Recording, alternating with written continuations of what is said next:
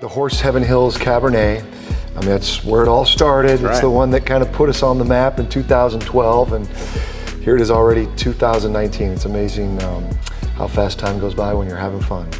And we certainly had some fun making this wine. 2019 Horse Heaven Hills Cabernet. Discovery Vineyard, big chunk of it.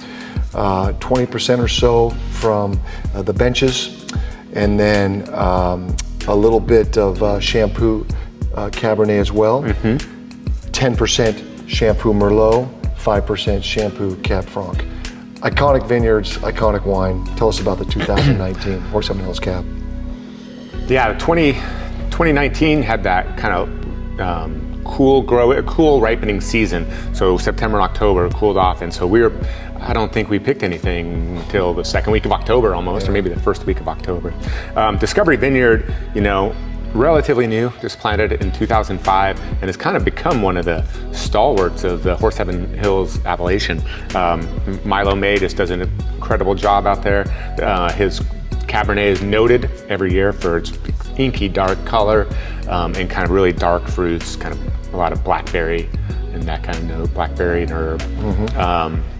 And then with the addition of the Benches Vineyard, we have a really dense core of fruit there that's featured in our 1311 wine. But here, it just brings extra color, extra concentration to the mid palate. Starting in 2018, we got the Shampoo Merlot, and that stuff is just outstanding. It hangs on the vine a long time. We pick it in October. It's the last Merlot we pick every year, and it just has great depth, color, complexity. What at 10% does it do to this wine?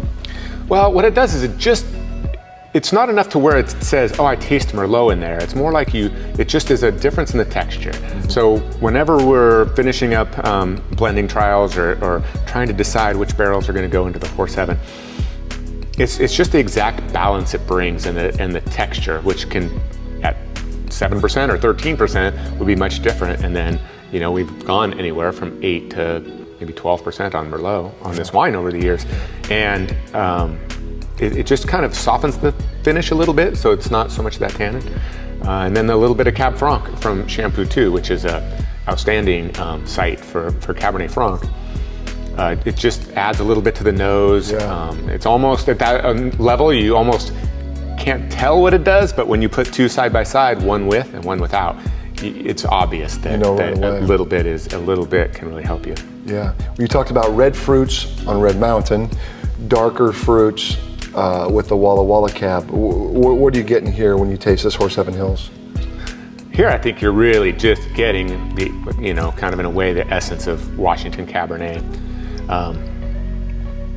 Kind of black currants, dark plum, kind of blue fruits, I guess you could say, like blueberry, black currant, and definitely some kind of fresh herb notes, like almost fresh, lavender, almost too. matte lavender, mint, and thyme, and that kind of thing. Very delicious. And what also notable in the Horse Heaven Hills is that texture, kind of that. We used to say about Shampoo, blueberries and cream. Because it has this creamy texture, and that's very unique to the Horse Heaven Hills appellation. Yeah, and then those fresh herbs, I think those are coming from that Benches site. You taste our 1311. It's just kind of that old world quintessential Cabernet herb. I don't know how to really explain it, but you like a little bit of that leafy herb when you have a Cabernet.